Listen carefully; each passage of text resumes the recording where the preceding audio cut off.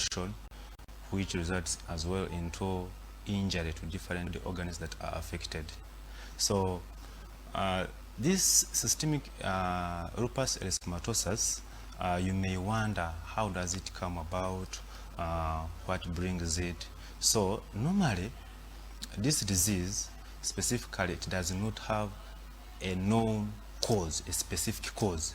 However, it has different risk factors that can predispose you to it. So among those Doctor, before we rush to the risk factors that can predispose you to this autoimmune disease, yes, it's very important for us to know how vast this condition is, like how prevalent it is, the statistics. Maybe in Uganda, you could also first stress for us that key important. So according to the study done in 2020 by the National Library of Medicine, it was found out that a study done about 1,019 people, it was found out that 5.5% of those people were found out to be having systemic lupus erythematosus, and that constitutes 56 people among those. And the study was done from Mulago National Referral Hospital and Lincoln Medical Center. And then on top of that, it was found out that the ratio of males to females, it was found out that the ratio of males to females was 1 to 10. Okay. That means females were at a risk of yes, getting more of this condition. Yes, most of them were females. One, if you get 10 people among those people who were suffering from systemic lupus erythematosus, you find that 1 is a male and 9 are females. Yes. Okay. Thank you so much. Now, for viewers who have just joined us, we are just live in Google Data Vision Health and Beauty program, and we are trying to demystify the complexity behind the lupus erythematosus. And of course, we are saying this is an autoimmune disease of the skin. And according to the study that was done at Mulago National Referral Hospital, it stresses out that 1 to 9 people are the ones that suffer this condition. And of course, 1 for males and 9 for females. This puts ladies at a high risk. Now, we would want to know why ladies most, and of course what the risk factors are in general. And then we shall come back and we will look into the ones that are specific for females. Maybe the skin bleaching, I don't know. Thank you so much. The reason as to why females get affected most by systemic lupus erythematosus is that they have a predisposing factor which is a hormonal factor. That hormonal factor, most of the ladies who are affected, actually they are affected between, the affected years, it is between, most affected years, it is between 15 to 45 years. That is the active childbearing age, where a lot of estrogen is produced during that age. And so, systemic lupus erythematosus, for you to get it, you need to have a predisposing factors, and among those is a genetic factor. Okay. So, if a female who has that genetic factor, especially HLA gene, HLA1 and HLA2 gene, that is human leukocyte antigen, you'll find that when she produces a lot of estrogen, you find that it has chances of triggering her body to produce autoantibodies, which will affect, at the end of the day, will affect her different organs of her body. And then other factors, of course, other factors include the environmental factors. They also include the environmental factors, then genetic factors, of course. So, among the environmental factors, we have the exposure to too much sunlight, then long-term history how of smoking. How do we say that the person has fully exposed to the sunlight too much? So the people who live in deserts, the people who live in semi-arid areas, how do we say that this person exposed high? Yes. Much light? So now I want to tell you viewers and Mr. Kamara that this disease does no where as long as you have a genetic, predisposing factor. yes, a predisposing factor, and here a central factor is genetic factor. When you have that genetic predisposition, as long as you get exposed to too much ultraviolet rays from the sun, you can get what we call, your cells can get what we call too much apoptosis or programmed cell death. And when those cells die, they will rupture and release nuclear contents. So those nuclear contents, your body will detect them as antigens, as unwanted cells in your body, and then your body will produce antigen presenting cells, and those cells will present those nucleic contents to your immunity or white antibodies, and then those antibodies will combine with those antigens and form what we call antigen-antibody complexes, of which those complexes will be disseminated in different parts of the body, and you find that they injure them as a result of inflammatory processes that occur in different parts of the body, and you end up getting that systemic condition, that systemic disorder. Okay, that's very amazing. And of course, we are trying to know how it comes about and how these risk factors are very important for us to know. Yes, now, please. we've talked about the genetic predisposition. Yes, the environment. We've talked about the environment. We also talked about the hormonal. What could be other risk factors? Oh, thank you so much, Mr. Daniel, once again. So other factors could be there are some drugs which can predispose, as long as someone has a genetic predisposition, there are some drugs which can predispose that person to such a disorder. Such drugs, we have procainamide, we have hydrorazine, we have penicillamine. How does a person, for example, sorry to cut you short, yes, but after which long period can a person get this condition? After which period of time of use of such a drug? Okay, so let's say that a person is on like a antihypertensive like hydrorazine for more than like 1 year. You will find that there are chemicals which are gotten from such drugs, which bring about oxidative stress and causes the apoptosis or programmed cell death in that person who has a genetic predisposition to that disease. And at the end of the day, of course, after death by apoptosis, the cells will rupture, and then the process continues. Then it same applies to the cigarette smoking. When someone has been smoking cigarette for a very long time, you will find the same process occurring. And then it is not all about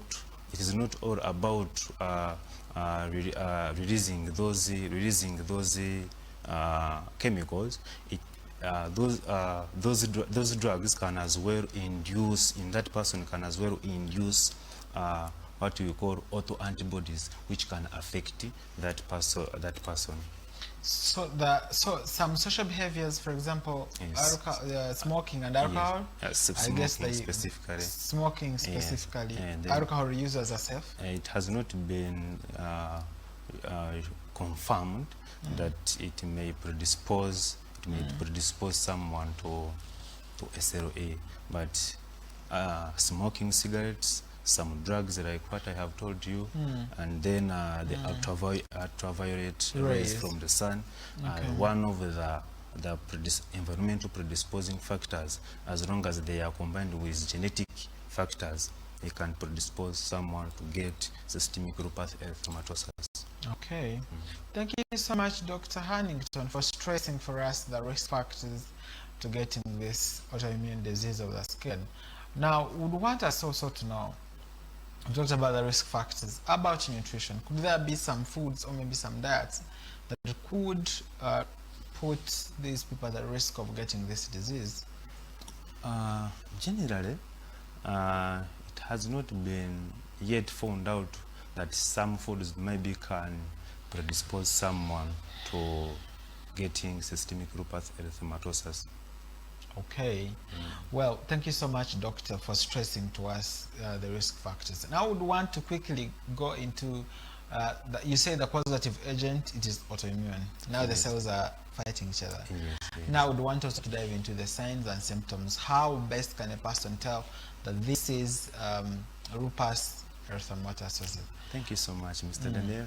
So, like I told you that when those complexes are disseminated into different parts of the body, they will affect different, they will affect those organs, and from those inflammatory reactions, from that injury to different parts of the body, it is where we shall get symptoms of systemic lupus erythematosus. The first symptom, there are non-specific symptoms, or what we call constitutional symptoms, where someone can present with fever, with fatigue, with general body weakness. Those are non-specific, with lymphadenopathy, enlargement of the lymph nodes in different parts of the body. Then someone can as well get cutaneous symptoms like skin rashes, especially on the cheeks. This is called, it is always around here, this is called butterfly rash. It is it is more like when you find someone is having it, you start querying about systemic lupus erythematosus. Other cutaneous symptoms and signs, you can get alopecia or loss of hair. You get alopecia. Then you can as well get joint pain, especially of the smaller joints.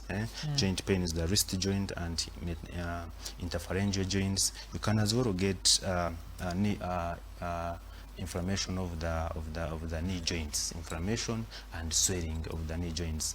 Then, if these complexes, antigen antibody complexes, also reach in the heart, they can as well bring about inflammation of the pericardium.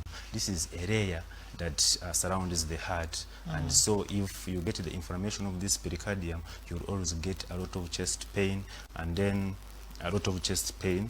then you can even as well get, in case these reactions also reach into the endocardium or inside the heart, they can cause endocarditis and inflammation of the valves, and can even present with signs of heart failure. Then if they reach into the lungs, they can as well cause what we call inflammation of the pleura. Inflammation of the pleura. A pleura is the membrane that covers, that surrounds the lungs. And then after the inflammation of the pleura, can have fluid accumulation within the space of the pleural cavity, and you find that someone has difficulty in breathing because the space for which the lungs would have enlarged, it is covered by the fluid after the inflammatory reactions, and you find you have shortness of breath.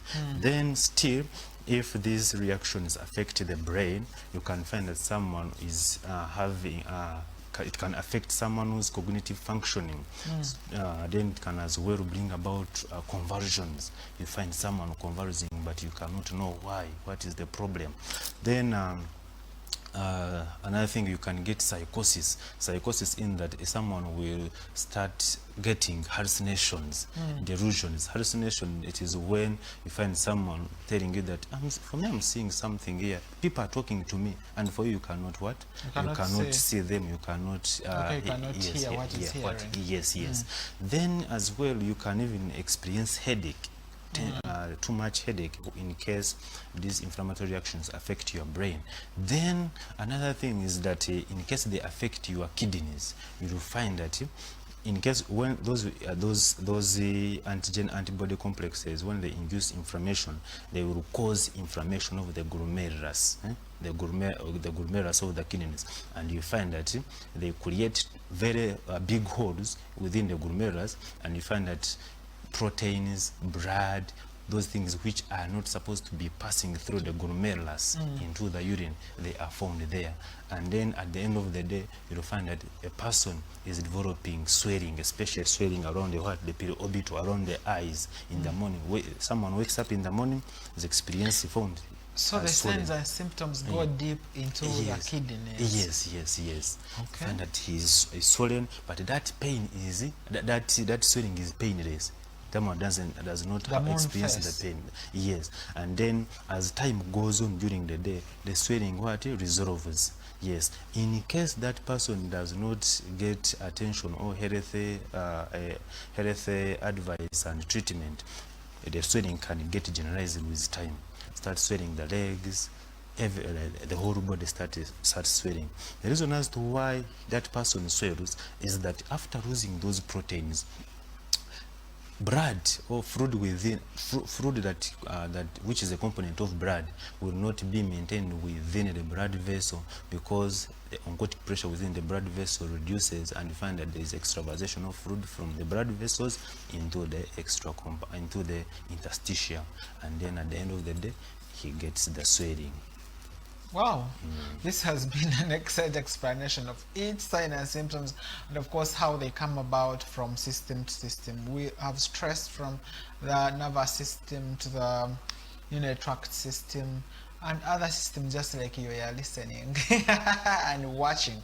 Now we'd also want to know, how about the skin? Does the skin get any sign and symptom? Yes, the skin, like let's talk about them. Yes, the skin, like I told you, you get the rashes, you get the butterfly rash, then you get, actually you also get the dicoid rashes. Those rashes are always around on areas where the sun rays are always affecting too much the exposed areas, and these rashes, they turn into, actually they form scars, the dicoid rashes. And others, you may not they may not be specifically dicoid rashes, but these normal rashes, as long as as long as this part of the skin is hit by those ultraviolet rays. Okay. Yes. Okay. Now, thank you so much, Dr. Hannington. Now, viewers watching us, you can go to our social media platforms. We're streaming live on Facebook, YouTube, and also can download the Google Data Vision app from the Play Store. You put it in your phone, so that's when we have such programs, and also the Christian programs can always log in and watch us live. You know that we are live from Google Data Vision, located at Sapro Kagwa Road at Makerere Full Gospel Church. We take a short quick break, but when we return, we shall discuss more of the preventative, the treatment strategies that are available for this condition.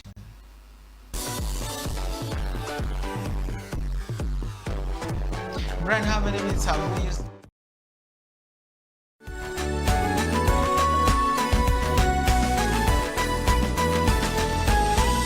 Google TV, lighting your soul.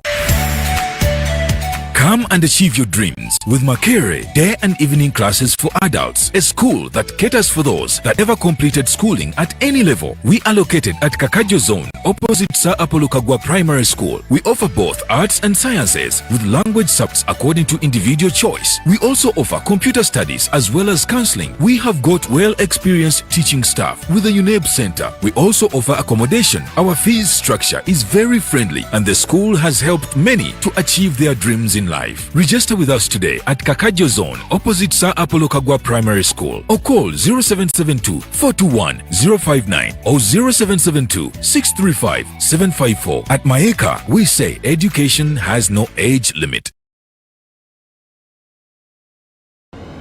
Pastor Pasteri Music Center, located along Chagwe Road on Serwaniko Music Plaza, shop number B4, in Justine Arcade, shop number G73, next to Chiseka Market, brings you all music and audio equipment and electronics like brass band items, including drums, saxophones, trombones and cornets, top speakers, bass beams, amplifiers, digital mixers, guitars, flat TV screens, keyboards, domestic lights and stage lights, cord and cordless microphones, studio monitors, sound cards, and all recording studio equipment. For deliveries and orders from abroad, call Pastor Pasteri on 072-008-443 or 0782-008-443. Pastor Pasteri Music Center.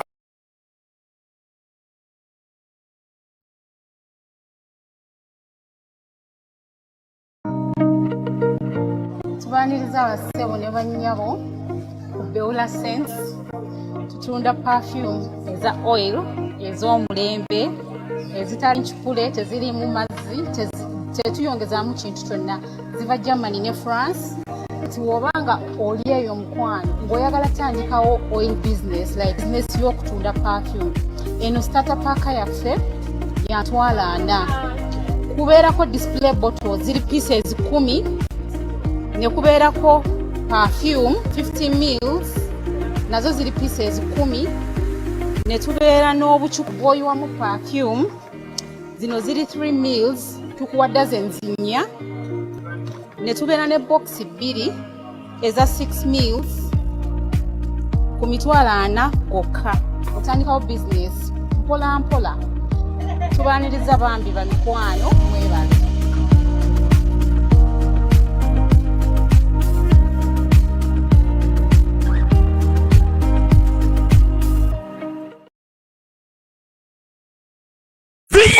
Sle Foundation Erythematosus mbonera the concert ya Pastor Juma Mulakole na 15 Juni 2024 wena kufido nido House of Resting.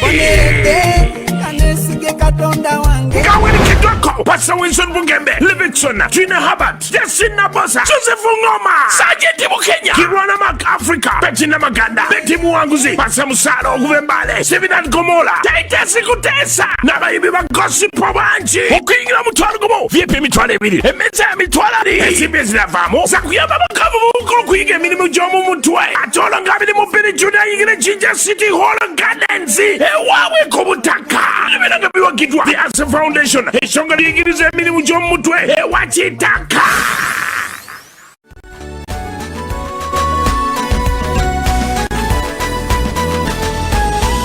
Gugude TV, lighting your soul.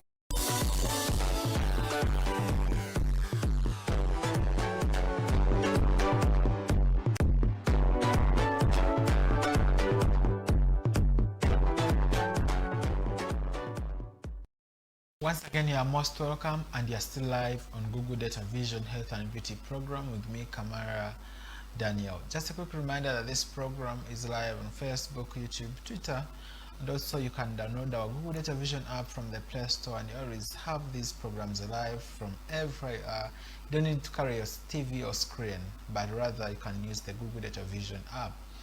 Now we're still talking about the skin condition called the systemic lupus erythematosus. This disease is very serious. Even you hear that pronunciation is not easy, but just know that's the disease we're talking about, and it is common that in ladies compared to men. Now, of course, we have Dr. Hannington, and he's still stressing the key important factors that are responsible for this disease, but also not forgetting that we have the diagnostic criteria. Where can you go to get this diagnosis from, and who is supposed to tell you that you have this condition? I guess it's hard to diagnose because this is an autoimmune condition. Back to Dr. Hannington. Oh, thank you so much, Mr. Kamara. Once again, when we are diagnosing this disease, there is a criteria that we follow, and this criteria, the latest criteria was published in 2019. It is called the American College of Rheumatology and the European League Against the Rheumatism. So this criteria, like let's say that in case you receive a patient and then he or she tells you about such symptoms, and then you start suspecting lupus, systemic erythematosus, what you do, you do a test called ANA. It is called anti-nuclear antibody. Remember, as I told you, during the process, during the pathogenesis of SLE, you find that after the rupture of those dead cells, they release nuclear contents, and then it is the body that will produce antibodies against those nuclear contents. Okay. So now here, the first test that you do and acts as the entry point into our criteria is called ANA,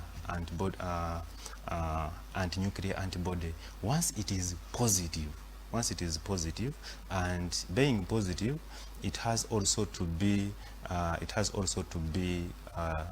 give you a ratio of 1 to 80 titers.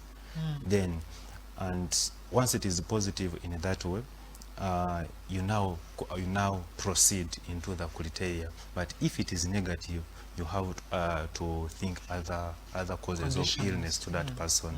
Yes. So Now think of other differentials. Yes, other differentials.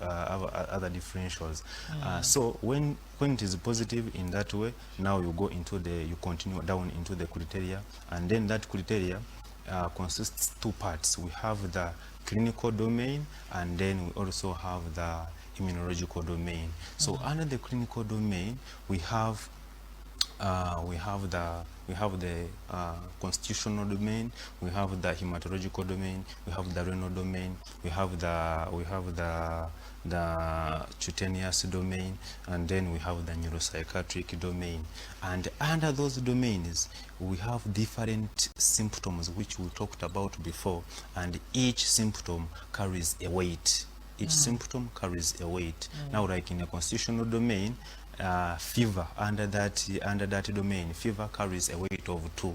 So those weights, and the more a symptom has a weight, the more it is a significant one to diagnose. Yes, and each symptom, the weight vary start from 2 up to 10. There is no symptom which has more than 10 points, and then there is no symptom which has less than 2 points. Okay. So then we also have the immunological domain, like I told you, of which consists the antiphospholipid antibody and the complement protein domain, and then the SLE specific antibodies domain. So still those under immunological domain, still those different antibodies, they constitute different weights. Each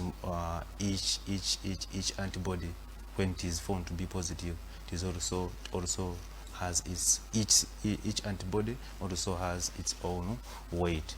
So for someone to confirm that you have systemic lupus erythematosus, now you have to have the other ANA which is positive and with a titer of 1 to 80, and then you have to have at least one clinical domain, and then you have to have a more than or equal to 10 points from based on the criteria, and then most of the times you have to have at least under immunological domain, you have to have at least those antibodies to be positive, because they are more specific. They are more specific to lupus, systemic lupus erythematosus, especially the double-stranded DNA antibody and the anti-Smith antibody. They are very, very, very specific to systemic lupus erythematosus. And once that person is confirmed to be to be having systemic lupus erythematosus, then of course we go to treatment. In areas where we do not have the laboratories that have high standard to organize this disease, yes, please, what could be the obvious signs and symptoms or the clinical criteria that people are working from Kanu district, maybe other district in Jumani, which do not have these high standard laboratories? Because according to the laboratory investigation, it seems to be a high standard, and I don't think that in the rural health facilities they may be having such. So what could be the diagnostic criteria for those clinicians in the rural settings that could be used to diagnose this disease? Thank you so much, Mr. Kamara. Actually, based on this criteria, you see that the largest percentage is taken up by the clinical.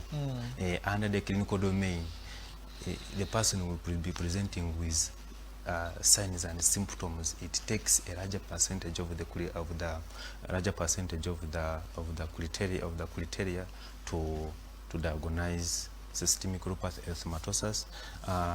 But when you come to immunology criteria, in case you don't have maybe a machine that can do these antibody tests, in case you don't have a machine that does that, maybe still you can base more on that clinical criteria.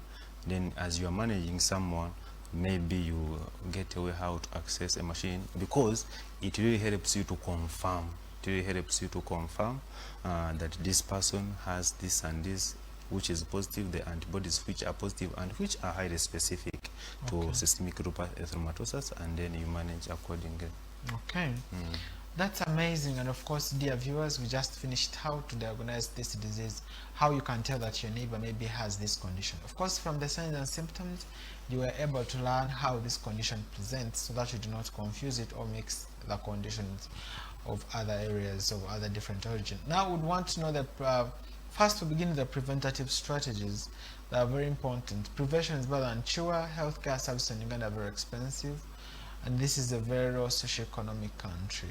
Just point of emphasis. Thank you. So I want us to know that how can we prevent this? Genetical is non-modifiable. We can't really we have nothing to do with it. If you're born from a family with them, of course you're already predisposed, and we have nothing to do with genetics. But there's something we can do in other risk factors that we highlighted. Yes, thank you so much, Mr. Kamara. As you have said that yes, there is no way how you are going to prevent yourself in case you have that gene that predisposes you to lupus systemic lupus erythematosus. But apart from that, you can find a way of how you can at least prevent yourself from getting exposure to too much ultraviolet rays. Maybe you can wear long-sleeved shirts. You can use sunscreens. You can try to have a balanced diet. You can yeah, those are some of the things that you can actually do in order to prevent yourself. Then you can stop. You should not smoke. Yes, you should not smoke. And then you should not use, if you are genetically predisposed, you should not use those drugs that predispose you to systemic lupus erythematosus. So it is all about preventing yourself from those predisposing factors. Yes, the sun, the ultraviolet rays, the drugs, smoking, yeah, and so on. Okay, that's so great. Now we'd also want to look into the treatment modalities that are very important. Of course, encourage our viewers to use the comment section on our YouTube pages so that they can drop these questions, and this question will be replied at a later time. Okay, thank you so much. Maybe before going to the treatment modalities, actually, there's something which we didn't talk about the hematological domain. You find that this systemic lupus also affects your blood cells, both the red blood cells, white blood cells, and platelets, and it brings them down. For the red blood cells, it brings about hemolysis of those cells, and then it causes anemia to you. And then of course when you reduce platelets, you get thrombocytopenia, and then you can as well, your immunity reduces because your white blood cells as well reduce. Now when you go to the treatment modalities, we have different we have different ways of how we can group this disease.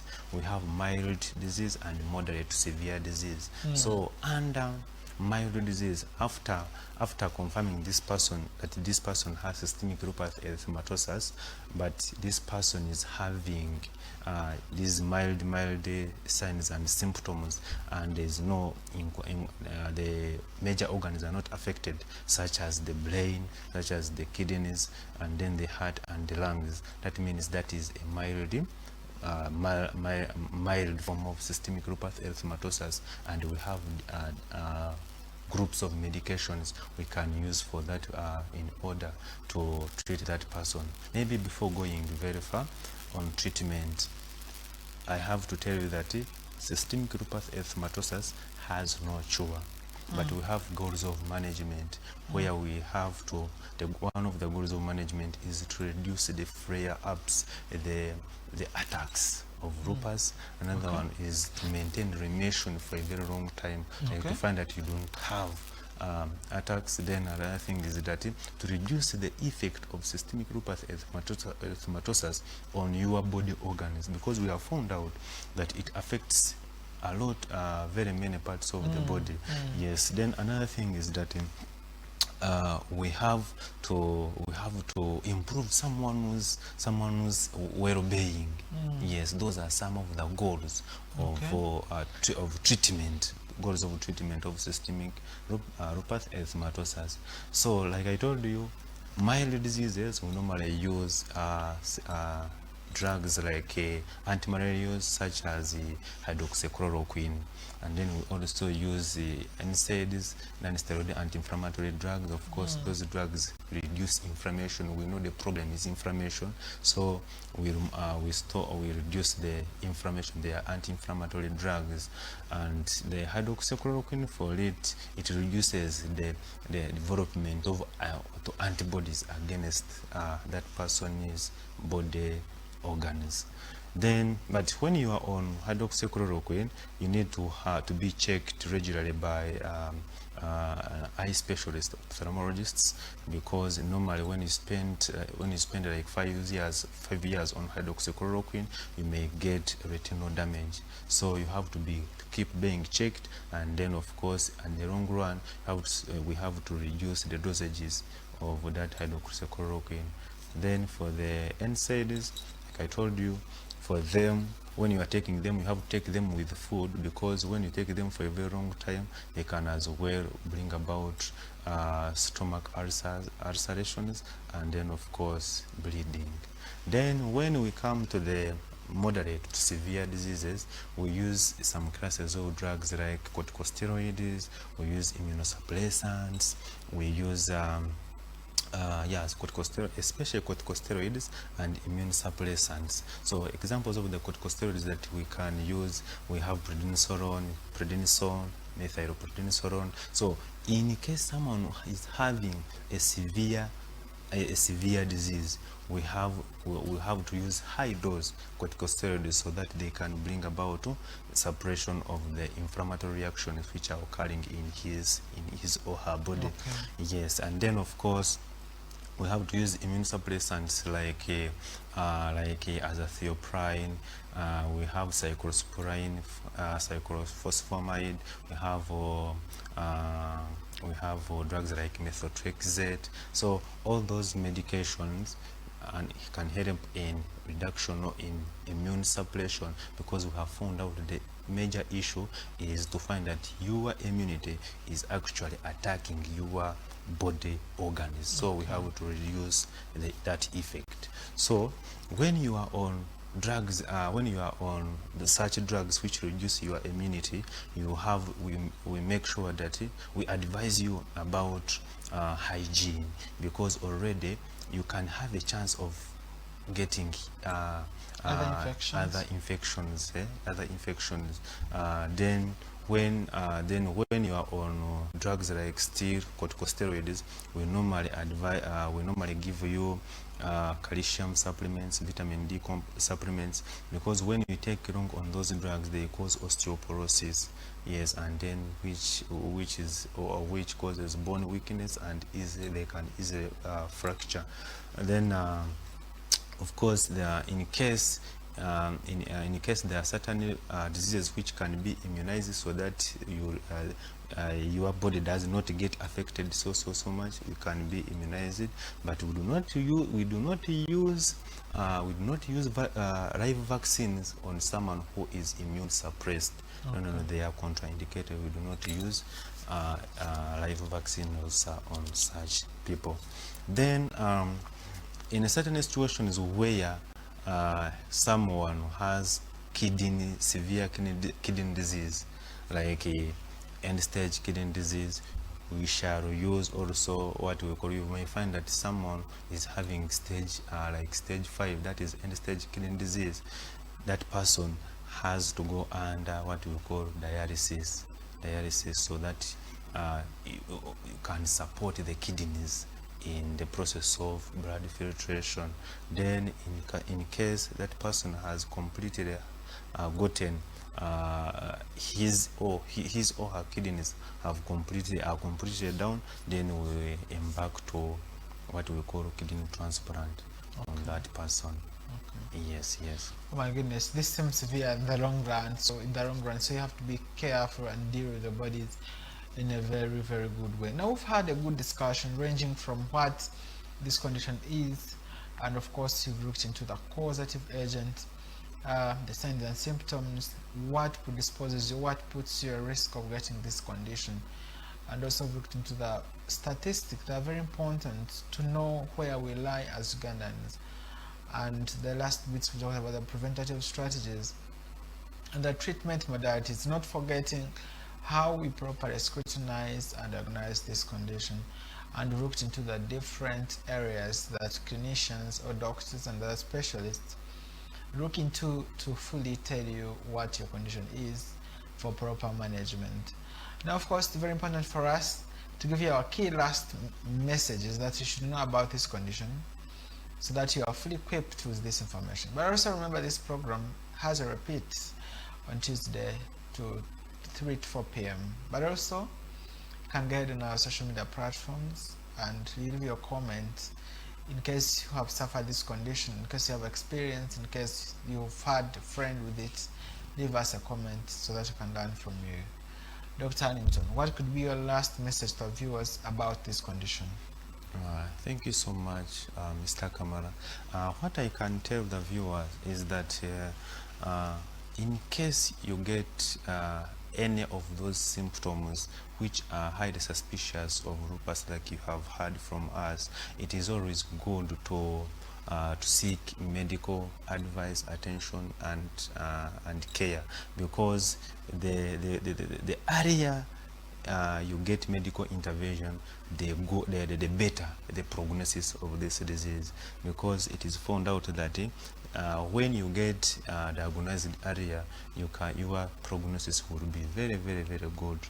Yes, okay. So it is very important to find out earlier so that you can really, so that this disease cannot affect you so terrible.